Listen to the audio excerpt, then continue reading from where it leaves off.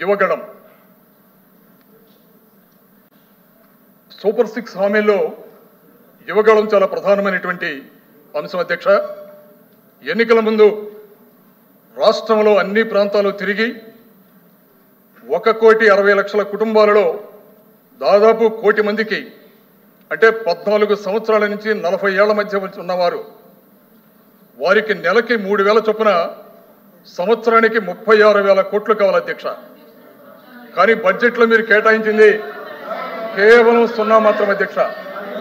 మీ budget అధ్యక్ష, నేను కొత్తగా మాట్లాడలేదు అధ్యక్ష, కేవలం మీ బడ్జెట్ బట్టి మాట్లాడుతాను. నేను మీ కేటాయింపులనే మాట్లాడతాను అధ్యక్ష. అధ్యక్ష లోకేష్ గారు. అధ్యక్ష, బాబు సూపర్ 6 లో మొదటి హామీ నాకు బాగా తెలుసు.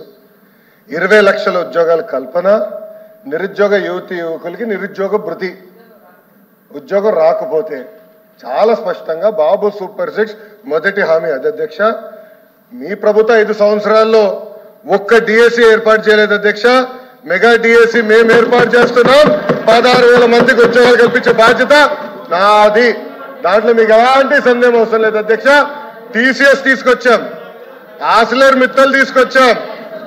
ఈ రోజు రిలయన్స్ ఇండస్ట్రీస్ 2,50,000 మందికి ఉద్యోగాలు కల్పించడానికి ఒప్పందం కూడా కుదిరించాం అధ్యక్ష.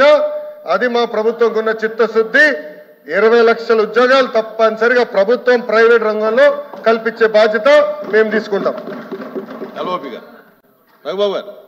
అధ్యక్ష, సభ్యులు మాట్లాడుతున్నప్పుడు బడ్జెట్ మేము మాట్లాడుతున్నప్పుడు దయచేసి తమను నిన్న కూడా రిక్వెస్ట్ చేస్తాం అధ్యక్ష, మీరు ఈరోజు కూడా చెప్పండి అధ్యక్ష. నోట్ చేసుకోమని అధ్యక్ష, మంత్రులు మాకు అభ్యంతరులే. వాళ్ళు సమయం వచ్చినప్పుడు వాళ్ళు దానిపైన వచ్చి రిప్లై ఇమ్మన్నాడు అధ్యక్ష. అంతేగాని ఇంటరప్ట్ చేసి మాట్లాడడానికి సంబంధించిన కాదు అధ్యక్ష.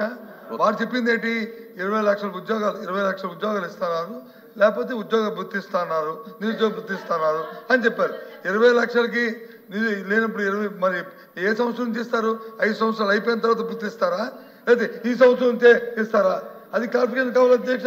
అదే ఆయన చెప్తుంది. 20 లక్షల మంది ఉద్యోగాలు ఇస్తారంటే ఎప్పుడు 20 లక్షలు? చైర్మన్ సార్, పెద్దలు చెప్పినట్టు డిబేట్కి వెళ్ళట్లేదు చైర్మన్ గారు. హలో, డిబేట్కి వెళ్ళట్లేదు సార్. మేము కూడా చాలా ఓపిక్గా సభ్యులు ఏం చెప్పినా కూడా నోట్ చేసుకునేటువంటి విషయాన్ని మేం చేసుకుంటున్నాం, అధికారులు చేసుకుంటున్నారు. వాటికి అప్రాపరియేట్ టైంలో రిప్లై చెప్పాలనేది మా ఆలోచన. కాకపోతే అధ్యక్ష, పూర్తిగా రాంగ్ మెసేజింగ్ పబ్లిక్కి వెళ్ళేటప్పుడు ఇవాళ గతంలో లాగా సభ అనేటువంటిది 4 గోడల మధ్య లేదు. రిప్లై తర్వాత వారం రోజులకు రికార్డ్స్ పోవడం లేదు అధ్యక్ష. లైవ్ పోతుంది.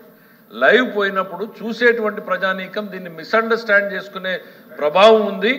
మీడియా కూడా ప్రభావితమైపోయి రేపటికి రేపు ఏదో రాంగ్ న్యూస్ ప్రజెంట్ చేసే పరిస్థితి ఉందనుకున్నప్పుడు మాత్రమే ప్రభుత్వం సైడ్ నుంచి ఇంటర్ఫియరెన్స్ వస్తుంది తప్ప గత ప్రభుత్వం లాగా మేము ఇక్కడ కూర్చుని 5 నిమిషాలు మాట్లాడితే 10 నిమిషాలు ఇంటర్ఫియరెన్స్ చేసే ఆలోచన ఈ ప్రభుత్వానికి లేదు. ఈ హైయెస్ట్ ఈ 2 సభల్లో బహుశా అధ్యక్ష ప్రతిపక్షంలో నేనే ఎక్కువ ఉన్నాను కాబట్టి గవర్నమెంట్లో ఎట్లా ప్రతిపక్షంలో ఇబ్బందులు పెట్టారనేది నేను చూశాను.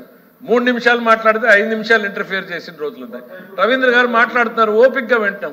మేము ఒకటేందంటే పబ్లిక్కి టోటల్ రాంగ్ మెసేజింగ్ వెళ్తుంది అనుకున్న రోజు మాత్రమే ఇంటర్ఫియర్ అవుతున్నాం తప్ప otherwise will take note of everything. మంత్రి గారు ఓ పని చేయండి, ఇప్పుడు ఆ సభ్యుడు అయిపోయిన తర్వాత మీరు రిప్లై ఇవ్వండి. అంటే ఆ సభ్యుడు ప్రసంగం అయిపోయిన తర్వాత రిప్లై ఇవ్వండి. Okay okay. ఈ మాంజాలు వచ్చిన తర్వాత అందరికీ ప్రజలకు సమాచారం వెళ్ళిపోద్దని ఓ పని చేయండి, ప్రొసీజర్స్ మార్చండి. బిజెపి అడ్వైట్ పెట్టండి, సభ్యుడు మాట్లాడితే అంటే రిప్లై ఇవ్వడం, మళ్ళీ అయిన తర్వాత మళ్ళీ పెట్టండి. మేము వద్దలేదు. మంత్రి గారు చాలా వాల్యుబుల్ సజెషన్ ఇచ్చారు సార్. నేను చెప్తా సార్, సత్యనారాయణ గారు మంచి వాల్యుబుల్ సజెషన్ ఇచ్చారు. వినండి, మీరు చెప్పింది చాలా మంచి ఆలోచన చేశారు సార్ మంత్రి గారు. ఆయన ఇదే సభలో మంత్రిగా ఇటువైపు ఉన్నప్పుడు జరిగినటువంటి 5 సంవత్సరాల రికార్డులు తీసి అదే సాంప్రదాయాన్ని పాటిద్దాం అధ్యక్ష. అదే సంప్రదాయం. బికాజ్ ఆయన చాలా డెమోక్రసీ గురించి మాట్లాడుతున్నారు. అదే డెమోక్రటిక్ సంప్రదాయాన్ని గత 5 సంవత్సరాల్లో ఈ సభలో ఏం జరిగిందో అదే సంప్రదాయాన్ని పాటిద్దాం అధ్యక్ష. ఒక్క డివియేషన్ కూడా మళ్ళీ మేము మిమ్మల్ని అడగం అధ్యక్ష. Okay, please please please Raghubabu గారు. Sir sir sir please sit down. Raghubabu గారు మీరు కంక్లూడ్ చేయండి. అధ్యక్ష, మీరు కంక్లూడ్ చేయాలి. వాస్తవాలు వినటానికి కొంచెం ఇబ్బందిగా ఉన్నా ప్లీజ్ కంక్లూడ్. బడ్జెట్ మీద మాట్లాడతాను అధ్యక్ష. కంక్లూడ్ చేయండి. బడ్జెటే మీరు ఒక్కడే కాదు మాట్లాడేది, ఇంకా చాలా సభ్యులు ఉన్నారు. కొన్ని వాస్తవాలని మాట్లాడవలసినటువంటి బాధ్యత కూడా మాకుంది అధ్యక్ష. 2014 నుంచి 2019 దాకా ఆ రోజు చంద్రబాబు నాయుడు గారు ముఖ్యమంత్రిగా ఉండి విశాఖపట్నంలో 3 పార్ట్నర్షిప్ సమ్మిట్లు జరిపారు అధ్యక్ష. ఆ 3 పార్ట్నర్షిప్ సమ్మిట్లో 30 లక్షల ఉద్యోగాలు వస్తున్నాయి, రాష్ట్రంలో నిరుద్యోగులందరినీ కూడా ఉద్యోగస్తులు చేయబోతున్నామని ఠంకా కొట్టి మాట్లాడే విషయాన్ని మళ్ళీ మనవి చేస్తున్నాను అధ్యక్ష. 5 సంవత్సరాలలో ఎన్ని ఉద్యోగాలు ఇచ్చేస్తారు అధ్యక్ష? ఇవాళ మళ్ళీ కొత్తగా సంపద సృష్టించి 20 లక్షల ఉద్యోగాలు ఇస్తామని మాట్లాడుతున్నారు అధ్యక్ష.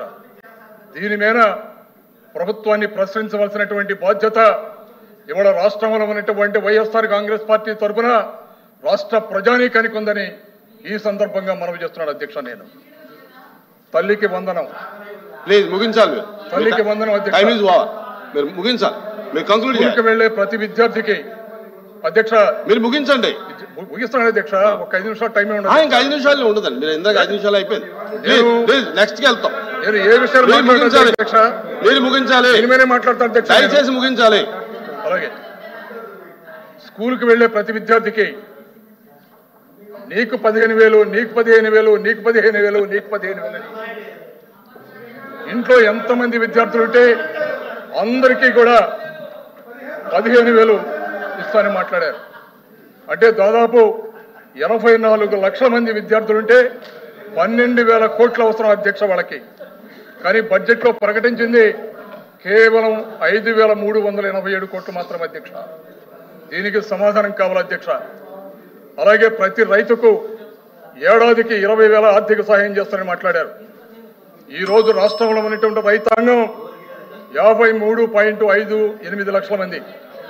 అంటే దాదాపు ఈ రాష్ట్రంలో ఉన్నటువంటి రైతాంగాన్ని మొత్తానికి ఇవ్వాలంటే 10,716 కోట్లు కావాలి అధ్యక్ష.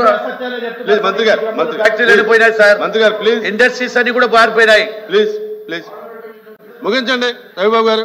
రాష్ట్రంలో ఉన్నటువంటి ప్రతి మహిళకు ఏడాదికి 18,000 రూపాయలు, సుమారు 1,80,00,000 మంది మహిళలు రాష్ట్రంలో ఉన్నారు. 18,000 చొప్పున 32,400 కోట్ల రూపాయలు అవసరం అధ్యక్ష. ప్లీజ్ ముగించండి అధ్యక్ష. ఎన్నికల ముందు చెప్పిన దానికి ఈ బడ్జెట్ లో ప్రవేశపెట్టిన దానికి ఉన్న వ్యత్యాసాన్ని, ఏ విధంగా రాష్ట్రంలో ఉన్నటువంటి ప్రజానీకాన్ని మోసం చేస్తూ ఈ బడ్జెట్ ను ప్రవేశపెట్టి రాష్ట్ర ప్రజానీకం మీద రుద్దబోతున్నారో స్పష్టంగా చెబుతున్నాం అధ్యక్ష. Okay please please. ఉచిత గ్యాస్ సిలిండర్లు అధ్యక్ష. ప్లీజ్ కూర్చోండి. రాష్ట్రంలో 1,54,00,000. మీ టైం అయింది, కూర్చోండి ప్లీజ్. రఘుబాబు గారు ప్లీజ్ కూర్చోవాలి.